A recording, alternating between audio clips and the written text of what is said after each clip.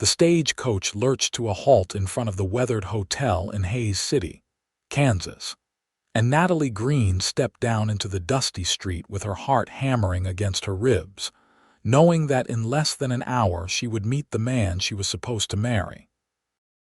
It was June of 1876, and the afternoon sun beat down mercilessly on the small frontier town that had sprung up along the Kansas Pacific Railway. Natalie smoothed her travel-worn dress and tried to calm the nervous flutter in her stomach as she watched the driver haul her two modest trunks from the back of the coach. Inside one of those trunks, carefully wrapped in oilcloth and hidden beneath her few belongings, lay the tools of a talent she had never shared with anyone, a secret she had guarded since she was barely old enough to hold the implement steady in her small hands. She had answered an advertisement placed by a rancher named Harold Graves, who was looking for a wife, someone practical and hardworking who could help manage a home on the expanding frontier. In her letters, Natalie had been honest about most things. She could cook and sew, keep accounts, and manage a household. She was 22 years old, neither a great beauty nor plain, with dark hair that she wore in a simple bun and hazel eyes that her mother had once said looked like sunlight through honey. What she had not mentioned was the unusual skill that had occupied her spare moments since childhood, the talent that her father had taught her before he died when she was 12. The hotel clerk directed her to a small room on the second floor where she could wash and change before meeting her intended. As she climbed the narrow stairs, Natalie wondered what Harold Graves would be like. His letters had been brief but kind, describing his ranch 10 miles outside of town, his herd of cattle, and his simple life. He was 27, he had written, and had been working his land for 5 years. He wanted a partner, not just someone to cook his meals, but someone who would share the challenges and rewards of building something lasting. Natalie washed the dust from her face and hands in the basin of cool water and changed into her best dress, a simple blue cotton with white lace at the collar that her mother had helped her sew before Natalie left St. Louis. Looking at herself in the small mirror, she thought about the journey that had brought her here. Her mother had remarried after her father's death, and while her stepfather was not cruel, the small house had become crowded with his own children. At 22, Natalie knew she was past the age when most women married, and opportunities in St. Louis had been scarce. When she saw Harold's advertisement in the newspaper, something inside her had stirred with hope. A knock at her door made her jump. The hotel clerk called through the wood that Mr. Graves was waiting in the lobby. Taking a deep breath, Natalie straightened her shoulders and walked downstairs to meet her future.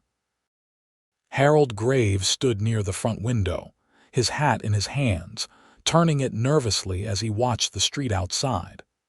When he heard her footsteps, he turned, and Natalie got her first real look at the man she had agreed to marry.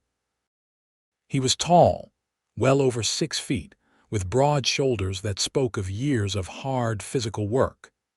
His face was sun-weathered and honest, with brown eyes that crinkled at the corners when he smiled tentatively at her. His dark hair was neatly combed, and he wore clean clothes that looked recently pressed, clearly his best outfit saved for this important meeting. "Miss Greene." His voice was deeper than she expected, with a warmth that immediately put her somewhat at ease. "Yes, Mr. Graves." She extended her hand, and he took it gently, his palm calloused but his grip careful. "I am glad you made it safely. The journey from St. Louis can be rough." He seemed almost as nervous as she felt, which somehow made her feel better. It was long, but the coach was sturdy enough. She studied his face, trying to read the character there. She saw kindness in his eyes and honesty in the straightforward way he met her gaze. "I thought we might have supper at the restaurant down the street, if you are not too tired." Give us a chance to talk some before we make any final decisions." His thoughtfulness touched her. Many men in his situation would have simply expected her to go through with the marriage immediately, treating it as a business transaction already concluded. "That sounds very nice, thank you." They walked the short distance to the small restaurant, and Harold held the door for her as they entered. The interior was simple but clean, with checked cloths on the tables and the smell of beef stew and fresh bread in the air. They settled at a corner table, and for a moment there was an awkward silence as they both searched for words. "Your letters mentioned you grew up in St. Louis," Harold began, his fingers fidgeting with the napkin in front of him. "That must be quite different from Hays City." "It is," Natalie admitted, "but I am ready for something different. My father used to tell me stories about the frontier, about building something with your own hands.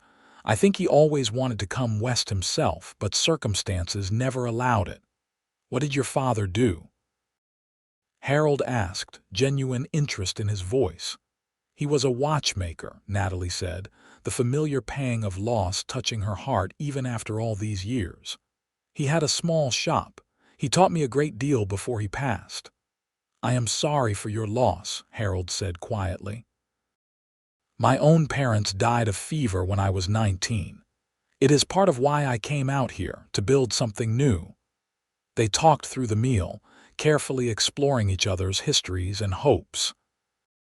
Natalie learned that Harold had worked as a ranch hand for 3 years before saving enough to buy his own land. He had 160 acres with good grass and a reliable creek running through it. His herd was small but growing, about 50 head of cattle. He had built a modest house, just 4 rooms but solid and well constructed. He did most of the work himself, but during roundup and branding he hired a few hands to help. "I will not lie to you, Miss Greene," he said as they finished their meal. "It is a hard life. The work is constant and there are no guarantees. A bad winter or a dry summer can set you back years. But it is honest work and the land is beautiful. If we work together, I believe we can build something good." "Why did you decide to look for a wife through an advertisement?" Natalie asked, curious about this detail. Harold looked down at his plate, a faint color rising in his cheeks. "There are not many women out here, and the ones who are already settled, well, they have their pick of suitors. I am not much for fancy words or courting rituals. I figured it was best to be straightforward about what I could offer and what I needed. When I got your letter, your honesty appealed to me. You did not paint yourself as something you are not, and you asked sensible questions about the life here." Natalie felt a growing respect for this quiet, earnest man. "I appreciate your honesty as well. I will be equally honest with you. I came west because my opportunities in St. Louis were limited. But I am not running from anything, and I am not looking for an easy life. I know how to work hard, and I am willing to do whatever it takes to help build a good home." Harold met her eyes, and she saw approval there. "The preacher can marry us tomorrow if you are willing. I know we are still strangers, but I give you my word I will do my best to be a good husband. I will respect you and provide for you, and I will never raise a hand to you in anger." The sincerity in his voice moved her. "Then I will do my best to be a good wife." They were married the next morning in the small church at the edge of town, with the preacher's wife and the hotel clerk as witnesses. Natalie wore the same blue dress, and Harold wore his Sunday clothes, and they spoke their vows in the quiet sanctuary with sunlight streaming through the plain windows. When Harold kissed her, it was brief and respectful, the kiss of a man who understood that true intimacy would take time to build. After the ceremony, they loaded Natalie's trunks into Harold's wagon, and he helped her up onto the seat beside him. The ranch was 10 miles northwest of town, and as they rode through the Kansas prairie, Natalie got her first real sense of the land that would be her new home. The grass stretched endlessly in all directions, rippling in the wind like a golden sea. The sky was enormous, bigger than any sky she had ever seen in the city, and the air smelled of earth and wild sage. "It is beautiful," she said softly, and Harold glanced at her with pleased surprise. "I think so too. Some people find it too empty, too lonely, but I have always loved the space here." They passed scattered herds of cattle grazing in the distance, and once Harold pointed out a group of antelope bounding away at their approach.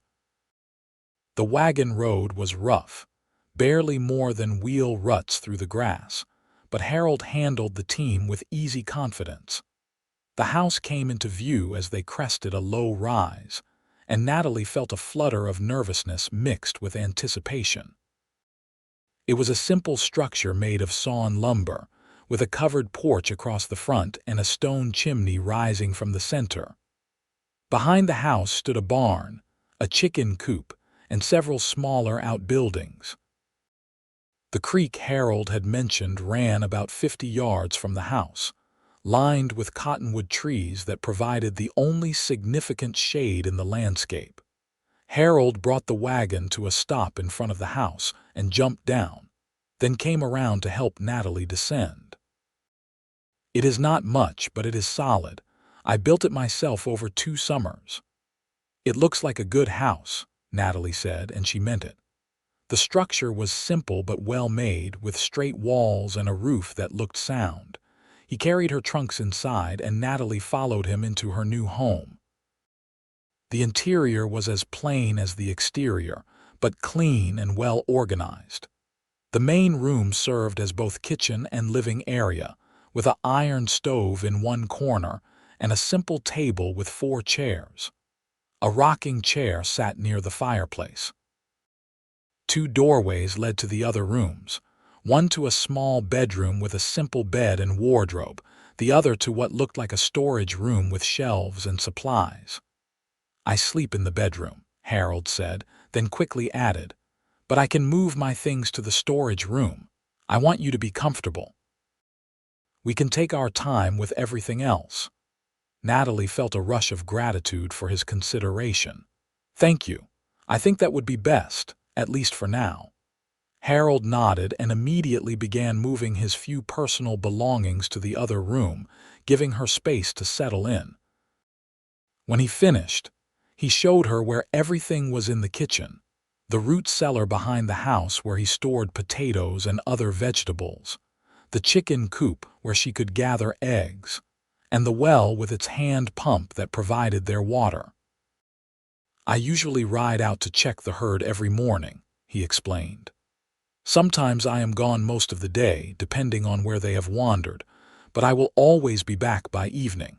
If you need anything while I am gone, there is a bell on the porch. Ring it 3 times fast and I will come back." "What about dangerous animals?" Natalie asked, trying to keep the nervousness from her voice. "We get coyotes and the occasional wolf, but they rarely come this close to the buildings. I have never seen a mountain lion this far east, though they are around. The biggest danger is probably rattlesnakes in the summer, so watch where you step, especially in the tall grass. There is a shotgun on the wall there, loaded and ready if you need it." That first week passed in a blur of adjustment and learning. Natalie threw herself into establishing routines, learning the rhythms of the ranch. She discovered that Harold was an early riser, up before dawn to tend to the horses and check on things before riding out. She began waking early as well, preparing breakfast for him before he left. The work was constant, but satisfying in a way her life in St. Louis had never been. Every task had a clear purpose, from gathering eggs to tending the small vegetable garden Harold had started behind the house. Harold was patient and kind, showing her how things worked and never criticizing when she made mistakes. He was a quiet man, not given to unnecessary conversation, but she began to appreciate the comfortable silences between them, and the small moments of connection when they worked together on tasks around the homestead. It was on the 8th day of her marriage that Harold discovered her secret. She thought he had ridden out to check the north pasture and would be gone until late afternoon. Feeling safe in her solitude, Natalie had retrieved the carefully wrapped bundle from her trunk and carried it out to the covered porch where the light was good. She unwrapped the oilcloth to reveal her tools: delicate screwdrivers, tiny pliers, magnifying lenses, and a small collection of watch parts and mechanisms she had brought with her. On the wagon ride to the ranch, she had noticed that Harold wore a pocket watch on a chain, and she had seen him check it several times. The previous evening, she had noticed him shake it and frown, then hold it to his ear with a concerned expression. When he thought she was not looking, he had opened the case and peered inside with obvious frustration. While he was out, Natalie had quietly retrieved the watch from where he left it on the small table beside his bed. Now, sitting in the rocking chair on the porch with her tools spread on a small board across her lap, she carefully opened the case and examined the mechanism inside. She was so absorbed in her work that she did not hear Harold return. He had come back earlier than expected because one of his best mares showed signs of lameness, and he wanted to check her more carefully in the barn. He was walking toward the house when he saw Natalie on the porch, bent over something in her lap with intense concentration, her fingers moving with practiced precision. "What are you doing?" he asked, climbing the porch steps. Natalie jumped, nearly dropping the watch, her heart leaping into her throat. She looked up at him with wide eyes, caught in the act of touching his personal property without permission, doing something she had never told him she could do. Harold's gaze moved from her face to the watch in her hands, to the tools spread across her lap and back to her face. His expression was unreadable. "I am sorry," Natalie said quickly, her words tumbling over each other. "I should have asked. I noticed you having trouble with your watch and I thought I could fix it. My father taught me. It is what he did, and I learned from him. I have been repairing watches since I was 12 years old. I should have told you, but I did not know how you would feel about it, and I did not want you to think I was strange or inappropriate for a woman, and I am so sorry I touched your watch without asking." Harold stepped closer, his eyes on the watch in her hands. "You know how to repair watches?" "Yes." Her voice was small, uncertain of his reaction. "Can you fix it? It stopped keeping proper time about 2 weeks ago." She nodded, relief flooding through her at his calm tone. "I think so. The mainspring has lost tension and one of the gears is slightly out of alignment. I can adjust it." Harold pulled over the other chair from near the door and sat down beside her, watching with fascination as she bent back over the delicate mechanism. Her fingers moved with absolute confidence now, making minute adjustments with her tools. She explained what she was doing as she worked, pointing out the different components and how they worked together.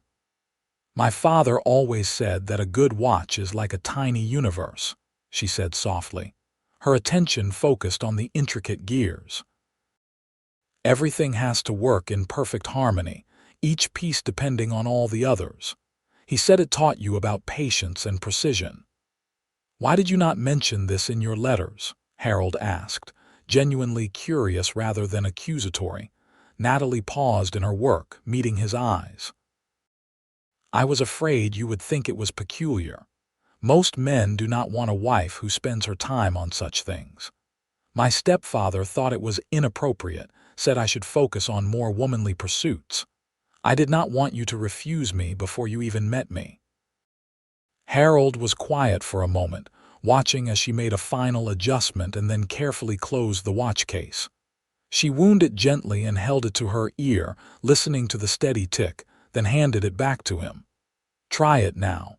It should keep accurate time." Harold opened the case and watched the second hand move smoothly around the dial. He held it to his own ear, listening to the precise rhythm, then looked at Natalie with an expression that made her breath catch. "That is remarkable," he said quietly. "You have a real skill, a valuable one. Why would I think less of you for that? Many men would. Then many men are fools." He closed the watch and slipped it back into his pocket, then reached out and gently took one of her hands, examining her fingers with new appreciation. "These are the hands of a craftsman. My father was a carpenter back in Ohio before he died, and he always said you could tell a person's worth by the work of their hands. You have the hands of someone who creates and repairs, who makes things better. That is nothing to be ashamed of." Tears prickled at Natalie's eyes, emotion welling up unexpectedly at his acceptance. "You truly do not mind. Natalie, this is wonderful. Do you know how valuable this skill could be out here? People are always needing their timepieces repaired, and the nearest watchmaker is probably in Kansas City. You could help people and earn money doing it. I brought some supplies with me, parts and tools. Not much, but enough to do basic repairs." Harold smiled, a genuine expression of delight that transformed his usually serious face. "You are full of beautiful surprises, Natalie Graves." The use of her married name, combined with the warmth in his voice, made her heart flutter in a way she had not expected. She found herself smiling back at him, feeling truly seen and accepted, perhaps for the first time since her father had died. "There is something else I want to show you," Harold said, standing up. "If you are sharing secrets today, I have one too." Intrigued, Natalie carefully wrapped her tools back in their cloth and followed Harold out to the barn. He led her to the tack room in the back and moved aside a wooden crate, revealing a dusty leather case. He opened it to show her a violin, the wood still gleaming despite the dust. "It was my mother's," he said quietly. "I have not played it in years. I taught myself when I was young and my mother encouraged it, but after they died, it seemed frivolous. There is always so much work to do, and I told myself I did not have time for such things. Will you play something?" Natalie asked. Harold looked uncertain, but he lifted the violin from its case and checked the tuning, making small adjustments to the strings. Then he tucked it under his chin, raised the bow, and began to play. The music that filled the barn was hesitant at first, rusty from lack of practice, but it quickly grew more confident. He played a simple folk melody, sweet and melancholy, and Natalie watched his fingers move across the strings with surprising grace. This strong, quiet man who spent his days working with cattle and horses had this hidden wellspring of beauty inside him. When he finished, he lowered the violin and looked at her almost shyly. "I am out of practice." "It was beautiful," she said honestly. "You should play more often." "Maybe I will if you will work on your watches. We can both make time for the things we love, not just the things we must do." It was a small moment, but it felt significant, a turning point in their relationship. They were not just two strangers bound by a practical arrangement anymore. They were beginning to see each other as whole people, with depths and talents and dreams beyond the daily necessities of frontier life. That evening, after supper, they sat together on the porch and watched the sun set over the prairie. Harold played his violin, rusty but heartfelt, and Natalie worked on a watch that had been giving her trouble for months, a piece she had brought from St. Louis intending to puzzle out its mysteries. The sounds of the violin mingled with the song of crickets and the whisper of wind through the grass, and Natalie felt something settling inside her, a sense of rightness she had not expected to find so quickly. Over the following weeks, word spread through the community about Natalie's skill. Harold mentioned it to a few people when he went to town for supplies, and soon neighbors began stopping by with timepieces that needed repair. An old rancher brought a pocket watch that had belonged to his father. A young cowboy brought a small clock his mother had given him. A widow from a neighboring homestead brought a delicate lady's watch that had stopped working after her husband's death. Natalie worked on each piece with careful attention, charging modest fees that Harold insisted she keep for herself. The work gave her a sense of purpose beyond her household duties, and she loved the challenge of diagnosing each problem and finding the solution. She set up a small workbench in the corner of the main room, near the window where the light was best. As autumn arrived and the heat of summer faded into crisp, clear days, Natalie and Harold's relationship deepened. They were learning each other's rhythms and habits, finding companionship in their shared work and quiet evenings. Harold began playing his violin more regularly, and sometimes Natalie would stop her work to listen, watching his profile in the lamplight as his bow moved across the strings. One evening in late September, after they had been married for 3 months, Harold came in from checking on a sick calf to find Natalie preparing supper. She had made a stew from venison that a neighbor had shared, and the smell filled the warm kitchen.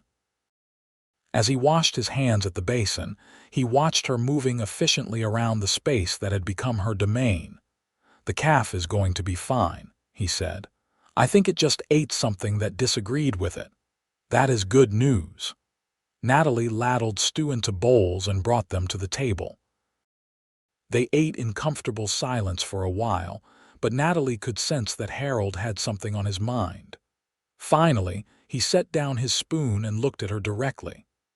"I have been thinking," he began, then paused as if unsure how to continue. "When we married, I told you we could take our time with everything. I meant that, but I want you to know that my feelings have changed since you arrived. You are not just a practical arrangement anymore, Natalie. You have become important to me. I care about you." Natalie's heart began beating faster. She had been feeling the same shift inside herself. The way her pulse quickened when Harold smiled at her. The way she found herself watching for his return each evening. The warmth that spread through her chest when he said something kind or played a particularly beautiful piece of music. "I feel the same way," she admitted softly. "You have been so kind to me, so accepting. I did not expect to feel this way so quickly." Harold reached across the table and took her hand. "I do not want to rush you into anything, but I want you to know that when you are ready, I would like for us to be truly married. In every way." Natalie felt her cheeks warm, but she met his gaze steadily. "I think I am ready now if you are." That night, they came together with tenderness and care, learning each other in this new way as they had been learning each other in all the others. Harold was gentle and patient, and Natalie felt the last walls between them crumble as they became husband and wife in full truth. The next morning, lying in bed with early sunlight streaming through the window and Harold's arm around her, Natalie felt a contentment she had never known. This life she had stepped into so nervously just 3 months ago had become home in every sense. As autumn progressed into winter, their ranch hummed with steady activity. Harold spent his days managing the herd, preparing for the hard months ahead by stockpiling hay and making sure the barn was secure against coming storms. Natalie continued her watch repair work, which had grown into a steady side business, and she also began helping more with the outdoor work. She learned to ride Harold's gentlest mare, a sweet-tempered bay named Clover, so she could check on the closer pastures and help move cattle when needed. Winter arrived with a vengeance in late November, bringing snow and bitter cold that turned the prairie white and made every outdoor task an ordeal. But the house Harold had built was tight and warm, and they had prepared well. On the long winter evenings, they entertained each other with Harold's music and Natalie's stories, and they grew closer with each passing day. It was during one of the worst storms in January that a crisis tested them.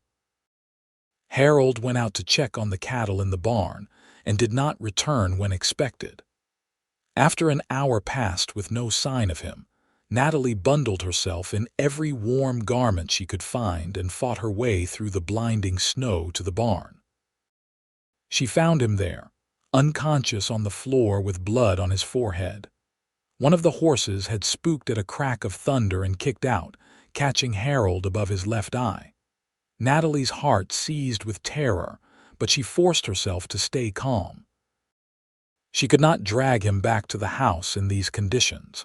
So instead, she made him as comfortable as possible in the barn, packing snow against his wound to stop the bleeding and covering him with every blanket she could find.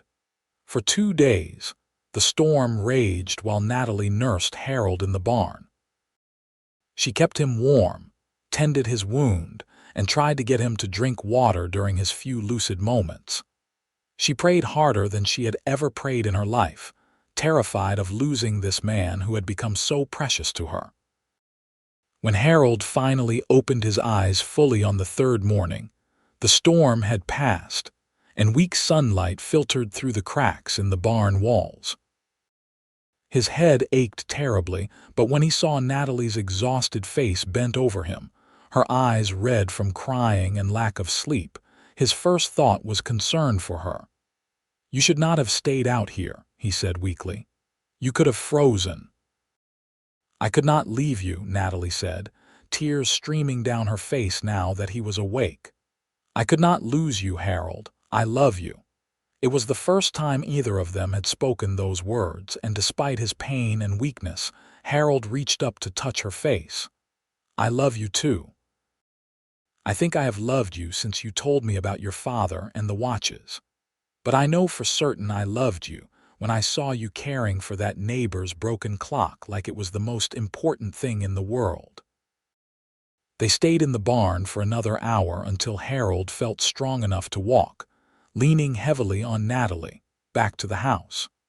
She settled him in bed and fussed over him for the next week, barely letting him lift a finger until she was satisfied he had fully recovered.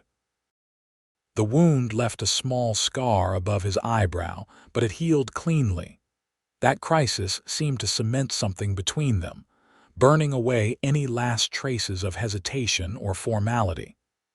They were fully partners now, in love, and committed to facing whatever challenges the frontier threw at them. Spring arrived with a rush of green grass and wildflowers, and with it came good news. Natalie discovered she was pregnant. She told Harold one evening in early April as they sat on the porch watching the sunset, the same place where he had first discovered her secret talent. "I am going to have a baby," she said simply, watching his face. Harold's expression transformed from surprise to joy so quickly it made her laugh. He pulled her into his arms and held her carefully, as if she had suddenly become fragile. "When?" "The doctor in town thinks it will be around November." "A baby," Harold repeated, wonder in his voice. "Our baby." They spent that spring and summer preparing, with Harold building a cradle in the evenings while Natalie sewed tiny clothes and blankets. The ranch work continued, but Harold insisted on taking over more of the heavy tasks, not wanting Natalie to overexert herself. She continued her watch repairs, working until her growing belly made it difficult to sit comfortably at her workbench. Their neighbors rallied around them as well. The community in this part of Kansas was small but tight-knit, and people helped each other through the challenges of frontier life. The women brought gifts for the baby and shared advice with Natalie. The men helped Harold with the summer roundup and branding, knowing he would want to stay close to home once the baby arrived. On a cold evening in mid-November, with the first snow of the season falling softly outside, Natalie went into labor. Harold rode to fetch the nearest neighbor woman who had experience with birthing, a tough 60-year-old named Martha who had delivered half the babies in the county. She arrived quickly and took charge with calm efficiency. The labor was long and difficult, lasting through the night and into the next day. Harold paced the main room, feeling helpless and terrified every time he heard Natalie cry out.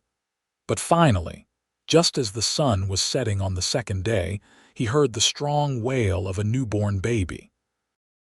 Martha emerged from the bedroom with a tired smile. "You have a son, Mr. Graves, a healthy boy with good lungs.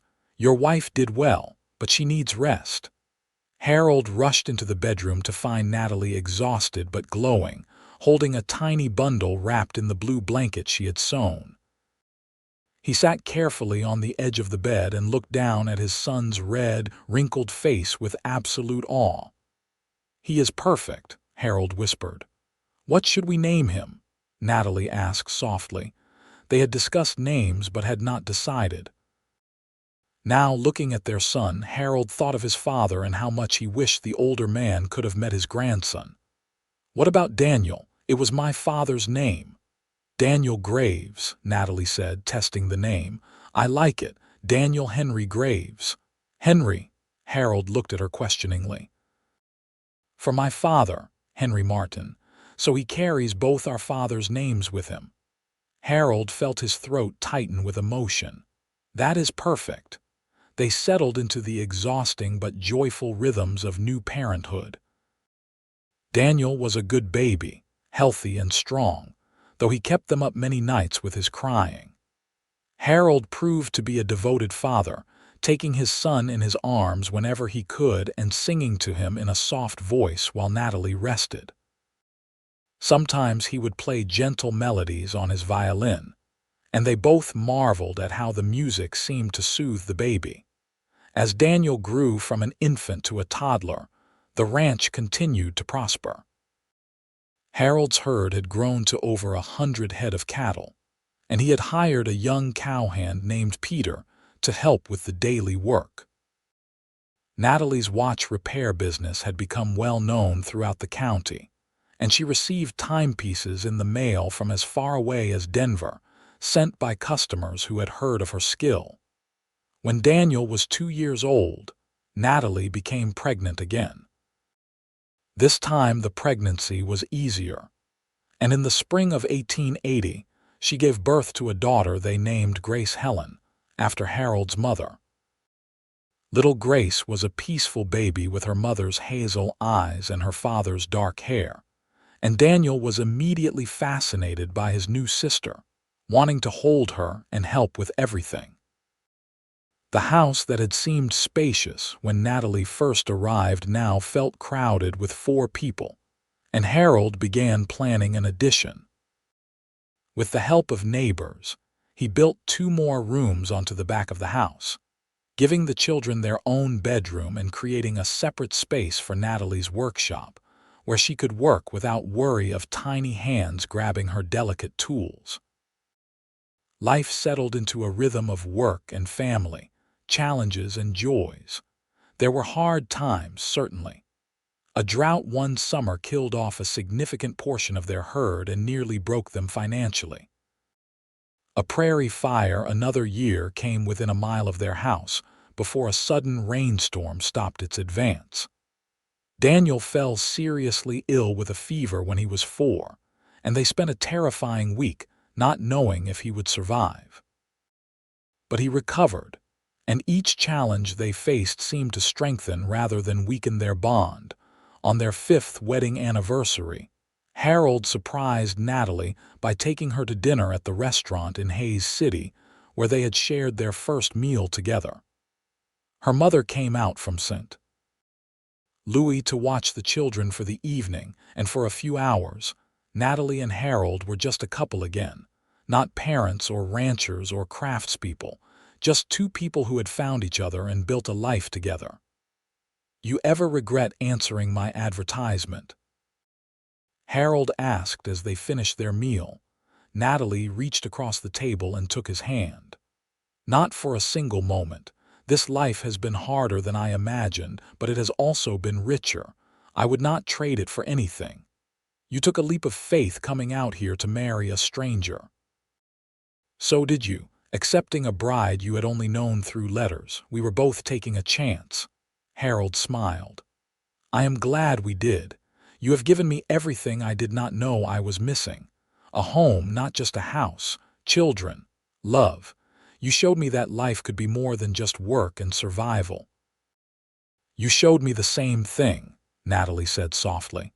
You accepted me, all of me, including the parts I was afraid to show anyone. You made me feel valued for who I really am. They returned home that night to find the children asleep and Natalie's mother reading by the fire. After she retired to the spare room, Harold took out his violin and played for Natalie, the same folk melody he had played for her that first time in the barn. But now it was polished and practiced, filled with all the emotion of the years they had shared. When Daniel was 6 and Grace was 4, Natalie discovered she was pregnant again. This pregnancy was unplanned as the others had been, but no less welcome. In the winter of 1882, she gave birth to twin boys. The labor was difficult, and there were moments when the midwife looked worried, but both babies arrived healthy and howling. They named them Thomas and William, and their arrival transformed the household into cheerful chaos.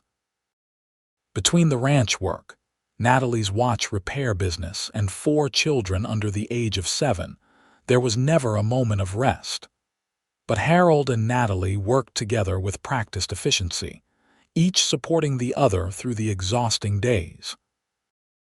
Daniel grew into a serious, thoughtful boy who loved following his father around the ranch and learning about the cattle. Grace showed early signs of musical talent and would beg her father to let her try his violin. The twins were identical and mischievous, always getting into trouble together, but so charming that it was hard to stay angry with them. As the years passed, the ranch continued to grow. Harold's reputation as an honest rancher and a fair employer spread, and he was able to hire more help and expand his herd. Natalie's watch repair business became legendary in the region. She had developed several innovative techniques for difficult repairs, and she began teaching some of her skills to Grace, who showed an interest in the delicate work. The children grew, and the frontier around them changed.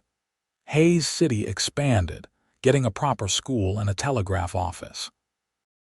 The railroad brought more settlers, and the wild prairie became increasingly dotted with homesteads and farms.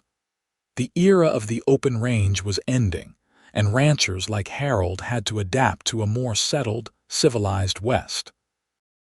When Daniel was 15, he asked his father to teach him about managing the ranch business.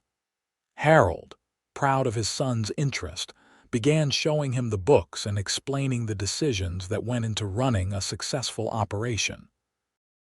Grace, now 13, had become skilled enough at watch repair that she helped her mother with simpler jobs. The twins, at 11, were a whirlwind of energy, equally comfortable helping with ranch work or getting into mischief in town. One evening in the summer of 1891, the family gathered on the expanded porch for supper. It was something they did often in good weather, all sitting around a long table Harold had built, sharing food and conversation. As Natalie looked around at her family, she felt a wave of gratitude so powerful it brought tears to her eyes. Harold noticed and reached over to squeeze her hand. "What is it?" "I am just happy," she said simply. "Look at what we have built." Harold followed her gaze, seeing their children laughing together. The ranch spread out before them, prosperous and thriving, the life they had created through years of hard work and dedication and love. "We did well, did we not?" "We did very well." That night, after the children were in bed, Harold and Natalie sat together on the porch swing Harold had installed a few years earlier. The stars blazed overhead in the clear Kansas sky, and the familiar sounds of the prairie night surrounded them. "You remember the day you arrived?" Harold asked, his arm around Natalie's shoulders. "I was so nervous. I had no idea what I was walking into." "I was terrified," Harold admitted. "I had no idea how to court a woman, much less convince one to marry me sight unseen." I thought you would take one look at this rough ranch and me and get right back on that stage." Natalie laughed softly.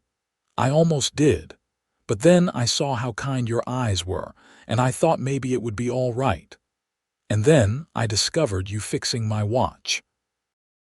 I was so afraid you would be angry." Harold turned to look at her, his weathered face gentle in the starlight. "That was the moment I started falling in love with you, not just because of your skill, though that impressed me. It was because I saw that you had this whole part of yourself you had been hiding, afraid someone would not accept it. And I realized I wanted to be the person who accepted all of you. You have been that person every day for 16 years, Natalie said, reaching up to touch his face. "You showed me what real partnership looks like. We built this together, Harold, every piece of it." They sat in comfortable silence for a while, swinging gently, listening to the night sounds. Then Harold spoke again, his voice thoughtful. "I have been thinking about the future. Daniel is getting old enough to take on more responsibility. In a few years, he could run this place if he wanted to. The girls and the twins will need their own opportunities. Maybe it is time to think about expanding, or maybe even starting something new. What did you have in mind?" Natalie asked, curious. "There is land available to the west, near the Colorado border. Good grazing land, and the railroad is pushing through there. Daniel and I could establish a second ranch, keep the family business growing. Or if that does not appeal to you, we could stay here and just help the children establish their own futures." "Let's talk to them," Natalie suggested. "See what they want. We raised them to think for themselves. Let's see what they dream about." Over the following months, they had many family discussions about the future. Daniel did want to stay in ranching, but he was interested in trying new breeding techniques he had read about. Grace wanted to expand her mother's watch repair business, maybe even opening a proper shop in town. The twins, still young, were not sure yet what they wanted but were excited about any adventure. Harold and Natalie decided to help each child pursue their dreams while keeping the original ranch as the family home base. Harold worked with Daniel to improve their breeding program, bringing in better stock and building the herd's reputation. Natalie helped Grace establish a workshop in Hays City, teaching her everything she knew about the craft. When the twins were old enough, they would have the same support for whatever path they chose. The years continued to roll by, bringing changes and challenges but also stability and joy. Hays City grew from a rough frontier town into a proper community with schools, churches, and businesses. The ranch that Harold had started with 50 head of cattle now supported over 500, with Daniel managing most of the daily operations. Grace's watch and clock repair shop in town was thriving, with customers from across the state. The twins, now teenagers, were still figuring out their paths, but showed promise in everything they tried. Through it all, Harold and Natalie remained each other's anchor and support. They still shared quiet evenings on the porch, still found time for Harold to play his violin while Natalie worked on a particularly challenging watch repair. The physical demands of ranch life had weathered them both, adding lines to their faces and gray to their hair, but their love had only deepened with time. On their 20th wedding anniversary in 1896, their children surprised them with a celebration. The whole family gathered at the ranch, along with neighbors and friends from town. Someone had commissioned a sign for the ranch entrance that read Graves Family Ranch, ESD, 1876, and it was unveiled with great ceremony. There were speeches and toasts, and Harold played his violin while couples danced in the barn. At one point in the evening, Natalie found herself standing slightly apart from the crowd, watching the celebration. Harold found her there and slipped his arm around her waist. "You look thoughtful," he said. I am just remembering, Natalie replied. 20 years ago, I stepped off that stage in Hayes City not knowing what my life would become. I was so uncertain, so afraid I was making a terrible mistake. And now I know it was the best decision I ever made. Every hard day, every challenge, every moment of doubt was worth it to build this life with you. Harold pulled her close and kissed her temple. I am the one who got lucky. You brought so much more to my life than I ever imagined. Not just your skills or your hard work, though those have been invaluable. You brought beauty and depth and love. You showed me that life could be about more than just survival. You are full of beautiful surprises, Natalie Graves, and you have been surprising me for 20 years. Natalie turned in his arms and kissed him properly, not caring who might see. When they broke apart, she rested her forehead against his. Here is to 20 more years of surprises. At least 20 more, Harold agreed. As they stood there holding each other, their children's laughter and their guests' conversation filling the warm summer air, Natalie reflected on the journey that had brought them to this moment. She thought about the frightened young woman who had answered a newspaper advertisement, and the lonely rancher who had taken a chance on finding a partner through letters. She thought about the secret she had been afraid to share, and the acceptance she had found. She thought about the home they had built together, not just the physical structure but the family and the life and the love. The prairie wind blew gently across the land that had become her home, carrying the scent of grass and earth and possibility. In the distance, the cattle grazed peacefully, and closer at hand, the house that Harold had built 20 years ago stood solid and welcoming, expanded now to hold their growing family, but still fundamentally the same structure where they had begun their married life. "Dance with me," Harold said suddenly, pulling her toward the barn where others were dancing to the music of fiddles and guitars. "You are supposed to be playing," Natalie protested, laughing. "Let someone else play for a while. I want to dance with my wife." They joined the other couples, and Harold swept her into a simple waltz. He was not an elegant dancer, but he was sure and steady, and Natalie followed his lead easily. They had learned each other's rhythms long ago, in countless small ways, and dancing was just one more way they moved together in harmony. Daniel danced past with a young woman from a neighboring ranch, and Harold raised his eyebrows at Natalie. "Did you know about that?" "I have my suspicions," Natalie admitted. "She has been finding reasons to visit the ranch quite often lately." "Do you think he is serious about her?" "I think it is possible. She seems like a good young woman, practical and hardworking," Harold chuckled. "That sounds familiar." "It does it not? I hope he is as fortunate in his choice as his father was." They danced until the musicians took a break, then found seats at one of the long tables that had been set up outside.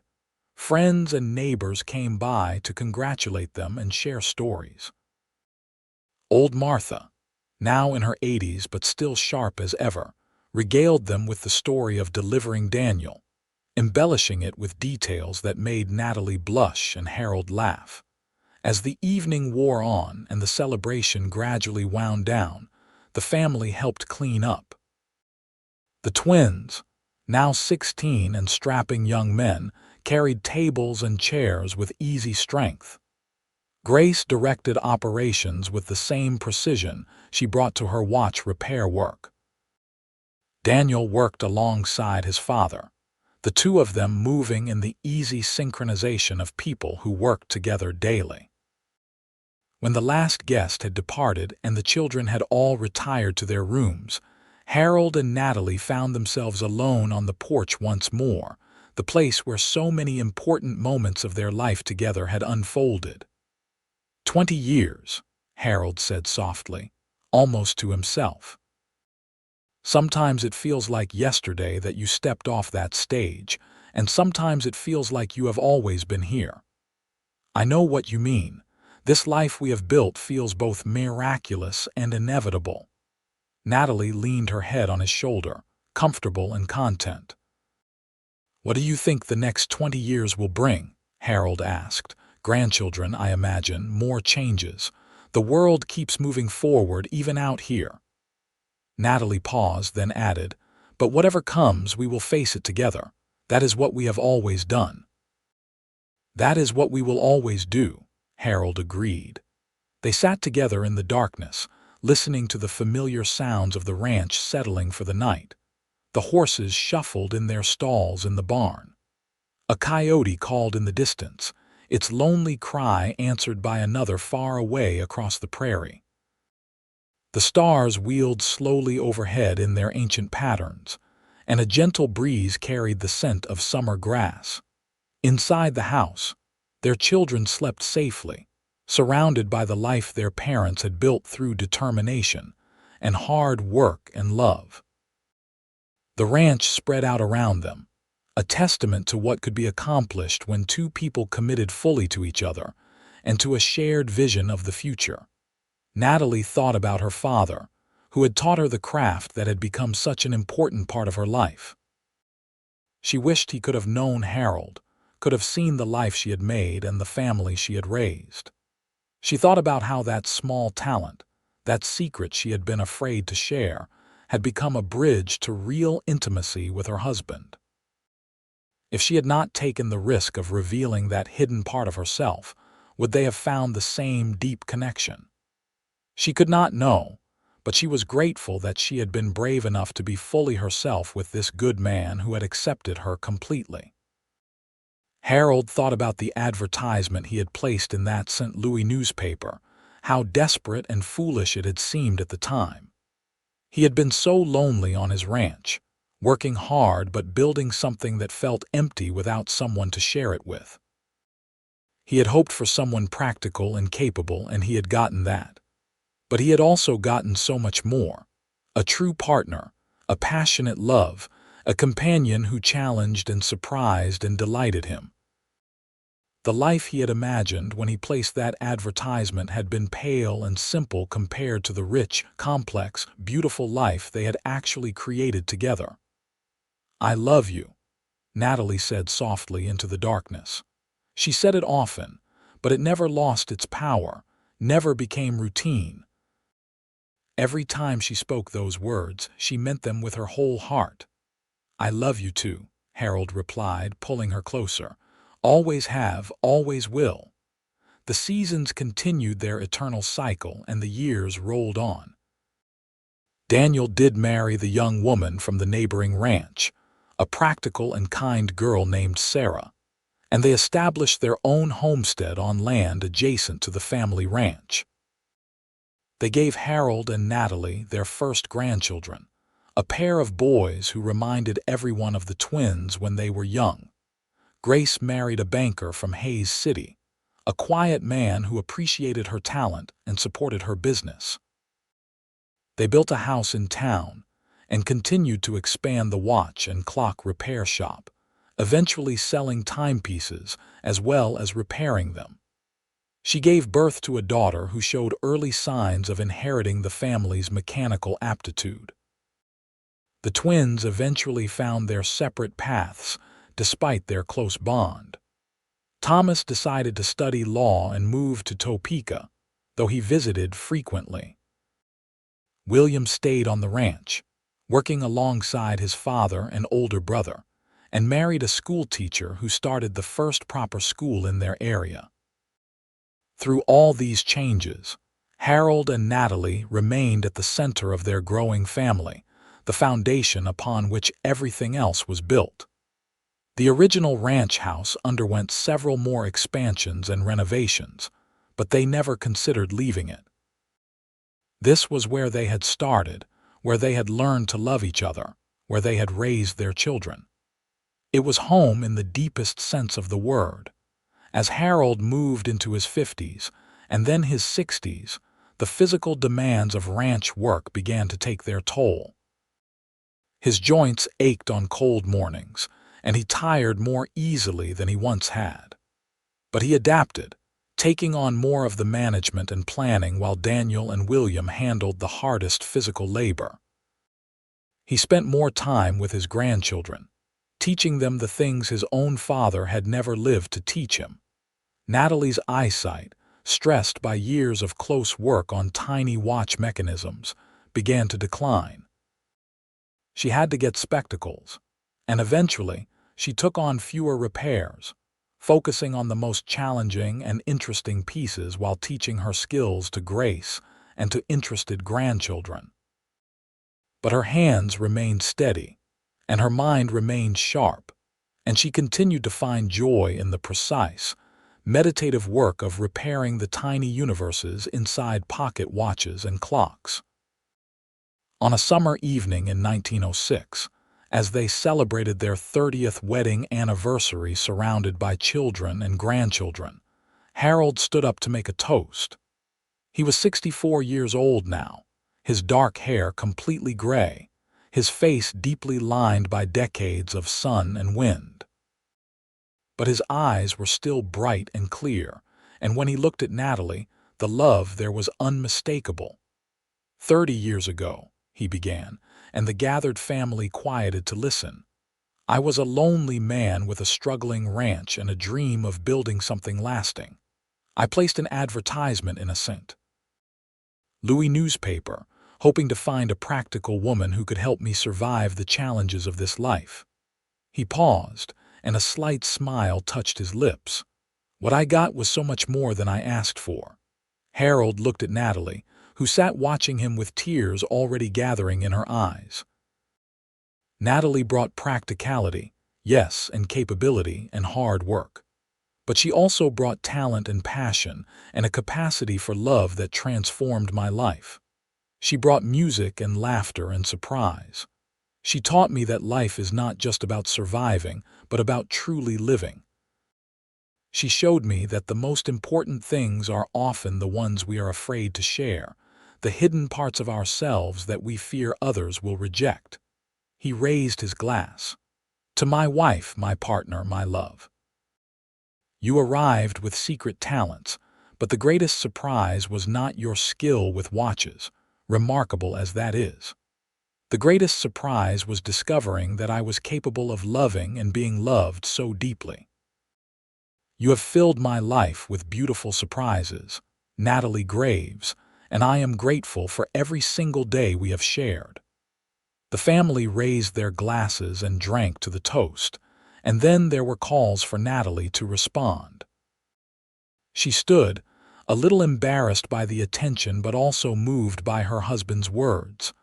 I did not prepare anything, she began, her voice soft but clear. But I will say this. 30 years ago, I was terrified. I was traveling across half a continent to marry a man I had never met, hoping that I had made the right choice but not really knowing. I carried secrets with me, afraid to be fully known because I had learned that people often could not accept a woman who did not fit their expectations. She looked at Harold with such love that several of the grandchildren whispered to each other about how sweet their grandparents were. Harold accepted me completely, from the very first. He never asked me to be less than I was, to hide my talents or dim my light.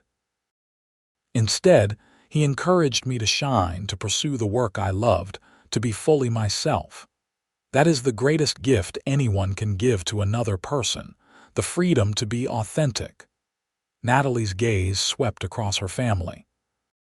Everything you see here, all of you, this ranch, this life we have built, it all comes from that foundation of acceptance and love. Your grandfather and I have weathered many storms together, faced many challenges. But we have always faced them as true partners, each valuing what the other brings. I hope all of you will be as fortunate in your own lives.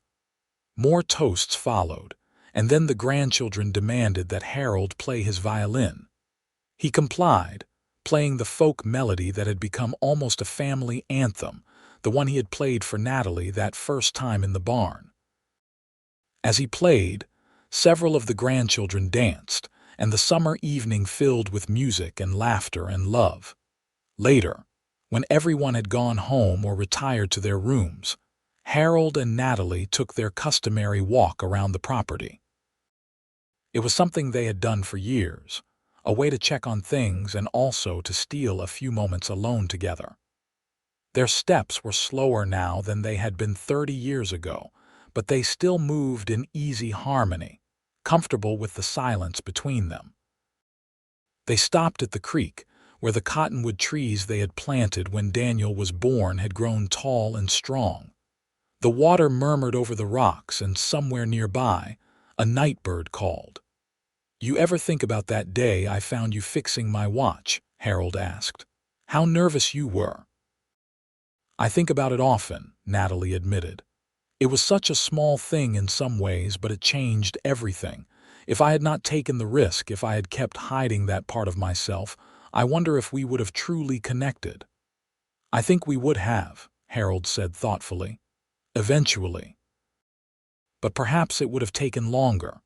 That moment accelerated something, broke down a wall between us. It showed me that you were a person of depth and talent, and it showed you that I could accept you as you really were." "I have tried to remember that lesson with our children," Natalie said. "To let them be who they really are, to support their true talents and interests rather than forcing them into predetermined roles. You have done that beautifully. Look at how they have all flourished, each in their own way." They stood together in the darkness, listening to the creek and the night sounds of the prairie. After all these years, this land still had the power to move Natalie with its austere beauty. The endless sky, the sweep of grass, the sense of space and possibility had never lost their appeal. "I am glad I came here," she said softly. "I am glad I took the chance." "I am glad you did too," Harold replied, putting his arm around her shoulders. "This life we have built, it is more than I ever dreamed possible when I was a young man working alone on this land. You made it all real, Natalie. You made it all meaningful." They turned and walked slowly back toward the house, where lamplight glowed warmly in the windows. Behind them, the prairie stretched away into darkness, the same endless grassland that had witnessed their arrival 30 years ago, their struggles and triumphs, their love and their life. Tomorrow would bring new challenges and new joys, but tonight they were content, together in the home they had made, surrounded by the family they had raised, secure in a love that had only grown stronger with time. Inside the house, they prepared for bed with the easy familiarity of 3 decades together. Harold checked the locks while Natalie banked the fire in the stove. They moved through the nighttime routine without needing to speak, each knowing what the other would do. In their bedroom, the same room where Natalie had first slept 30 years ago, they lay down together in the comfortable bed Harold had bought to replace the simple frame he had used as a bachelor. Through the window, stars blazed in the clear Kansas sky, the same stars that had watched over them all these years.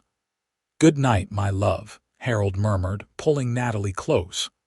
"Good night," she replied, nestling into his embrace. They fell asleep as they had for 30 years, wrapped in each other's arms, and their dreams were peaceful and content. The years that followed brought the inevitable changes of aging. Harold's health began to decline more noticeably in his late 60s, though he remained active and engaged with the ranch and family. Natalie developed arthritis in her hands, which made detailed watch work difficult, though she continued to take on special projects that interested her. But they faced these challenges as they had faced everything else, with patience and mutual support, and a determination to make the most of the time they had together. Their grandchildren grew, and some of them started having children of their own, making Harold and Natalie great-grandparents. The ranch passed primarily into Daniel's hands, with William as his right hand, and it continued to prosper. Grace's shop in Hays City had become an institution, known throughout the state. Thomas's law practice in Topeka was successful, and he often helped with legal matters for the family business. Through all the changes, the original ranch house remained the center of the family, the place where everyone gathered for holidays and celebrations. Harold and Natalie aged gracefully, their love remaining a steady foundation that supported not just them but the entire extended family. On a fall evening in 1916, Harold sat on the porch in his rocking chair, wrapped in a blanket against the chill. He was 74 now and increasingly frail, though his mind remained sharp. Natalie sat beside him in her own chair, her hand clasped in his, both of them watching the sun set over the prairie they had loved for so long. "It is beautiful, is it not?" Harold said softly. "I never get tired of these sunsets." "Neither do I," Natalie agreed. At 70 years old, she had slowed considerably, but she was still active and engaged, still taking joy in her work and her family. "I have been thinking," Harold said, his voice thoughtful, "about everything we have done, everything we have built. And I want you to know that I have no regrets, Natalie. Not a single one. Every moment with you has been a gift." Natalie felt tears prick her eyes. Harold had been having more of these reflective conversations lately, as if he was taking stock, preparing for an inevitable end. "Do not talk like that," she said, though her voice was gentle. "You are going to be here for many more years yet." "Perhaps," Harold said, "but whenever my time comes, I want you to know that I am at peace. I have lived a good life, a full life, and it is all because of you. You made everything worthwhile." "We made it together," Natalie corrected. "We were partners in everything." Harold squeezed her hand. "Yes, we were, the best partners, the best life. I am so grateful I placed that advertisement and so grateful you answered it." They sat together in comfortable silence as the sun dipped below the horizon, painting the sky in shades of orange and pink and purple. Around them, the ranch hummed with the quiet activity of evening. Daniel checking on the livestock, grandchildren playing near the barn, the familiar sounds of home and family. Harold died peacefully in his sleep 3 months later, on a cold January night with snow falling softly outside. Natalie woke in the morning to find him lying beside her, looking peaceful and at rest, finally free from the pain and limitations that had increasingly troubled him in his final months. The grief was profound, even though she had known it was coming. They had been together for 40 years, partners in every sense of the word, and his loss left a hole in her life that nothing could fill. But even in her grief, Natalie found comfort in the family they had built together, the legacy they had created. The house filled with children and grandchildren and great-grandchildren, all of them mourning Harold, but also celebrating the remarkable life he had lived. They buried him on a small hill overlooking the ranch, in a spot he had once told Daniel he thought was the most beautiful view on the property. The entire community turned out for the funeral, testifying to the respect and affection Harold had earned over his 40 years in Kansas. Story after story was told of his kindness, his fairness, his quiet strength. In the months after Harold's death, Natalie had to relearn how to live. After 40 years of partnership, of sharing every decision and every moment, she was alone in a way she had not been since she stepped off that stagecoach in Hays City as a frightened, 22-year-old bride. But she was not the same woman she had been then. Harold had helped her become strong and confident and capable, and that strength sustained her now. She continued living in the ranch house, surrounded by family. Daniel and Sarah moved into the main house with her, so she would not be alone, and the great-grandchildren brought noise and laughter and life into the rooms that might otherwise have felt too empty. Natalie continued her watch repair work, focusing on teaching her craft to the younger generations who showed interest. She spent time with each of her children and grandchildren, sharing stories of Harold and the life they had built together. On what would have been their 41st wedding anniversary, Natalie walked out to Harold's grave on the hill. She brought wildflowers, the kind that grew on the prairie they had both loved. As she stood there looking out over the ranch, she thought about the journey they had traveled together. "I miss you," she said aloud, though no one was there to hear. "Every day I miss you, but I am grateful for every moment we had. You showed me what love really means, Harold. You accepted me completely and encouraged me to be fully myself. That is the gift you gave me, and I have tried to pass it on to our children and grandchildren." A gentle breeze stirred the grass, and Natalie chose to believe it was Harold's way of responding. She stood there for a while longer, remembering, then turned and walked back down to the house where her family waited. Natalie lived for 6 more years after Harold's death, remaining active and engaged until the very end.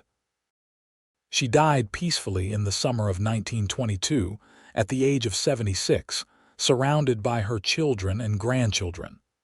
Her last words were soft and content. "I am coming, Harold. Wait for me." They buried her beside Harold on the hill, under a simple marker that read, "Natalie Greene Graves, 1854–1922, beloved wife, mother, and craftsman." The entire family gathered once more, celebrating a life well lived and a love that had lasted beyond death. The ranch continued under Daniel's management, and then passed to his sons. The watch repair business that Natalie had started continued through Grace and her descendants. The family grew and spread, but they never forgot the foundation that Harold and Natalie had laid, the example they had set of true partnership and enduring love. Years later, when Daniel was an old man himself, he sat on the porch of the ranch house with his own grandchildren, telling them stories of their great-grandparents. He told them about the day his mother had arrived in Hays City to marry a man she had never met, about the secret talent she had brought with her, and how his father had discovered it and encouraged it. He told them about the watch repairs and the violin music, about the hard times and the good times, about the love that had sustained them through everything. "The most important thing they taught me," Daniel said to his attentive audience, "was that real love means accepting someone completely, encouraging them to be fully themselves. My father could have been threatened by my mother's talent, could have demanded she give it up to focus only on traditional women's work. But instead, he celebrated it, encouraged it, helped her build a business around it. And my mother did the same for him, encouraging him to make time for his music even when there was so much work to do." One of the great-great-grandchildren, a young girl of about 10, raised her hand. "Is it true that great-great-grandpa called great-great-grandma full of beautiful surprises?" Daniel smiled. "He did. He said it the day he discovered her fixing his watch, and he said it many times after that, because she kept surprising him for their entire lives together. They surprised each other, actually. They started as strangers brought together by circumstance, and they built something remarkable." He paused, looking out over the land his parents had tamed, the ranch they had built from almost nothing. The sun was setting, painting the sky in glorious colors, and in that moment, it was easy to feel the presence of Harold and Natalie, their legacy living on in the land and the family they had created. "That is what real love is," Daniel continued. "Not just romance and passion, though they had that too. But true love is building something together, day by day, year by year. It is accepting each other's quirks and talents and flaws. It is working side by side toward common goals. It is being surprised and delighted by each other even after decades together. My parents showed me all of that, and I have tried to build my own marriage on the same foundation." The children nodded solemnly, understanding in their own way the importance of what they were being told. This story of their great-great-grandparents would be passed down through generations, a reminder of what was possible when two people committed fully to each other and to building a life together. As the sun finally set and the stars began to emerge in the darkening sky, Daniel thought about his parents and the incredible journey they had traveled together. From that first nervous meeting in Hayes City, the final peaceful years of their life together, they had built something lasting and beautiful. Their love story was not one of grand gestures or dramatic moments, but rather of quiet devotion and daily choices to honor and support each other. That, Daniel thought, was what made it so powerful. It was a love story anyone could aspire to, built on respect and partnership and genuine affection. Harold and Natalie Graves had shown their family and their community what was possible when two people truly committed to each other, and that legacy would endure long after both of them were gone. The prairie wind whispered through the grass, carrying the scent of earth and growing things, and somewhere in the distance, a coyote called to its mate. Life continued on the ranch Harold had built and Natalie had helped make into a home, and their love continued to echo through the generations, a lasting gift to all who came after them. The house they had shared still stood strong, expanded and modernized, but fundamentally the same structure where they had learned to love each other and built their life together. And on the hill overlooking it all, two simple markers stood side by side, testifying to a love that had transcended time and circumstance, a partnership that had lasted a lifetime and beyond.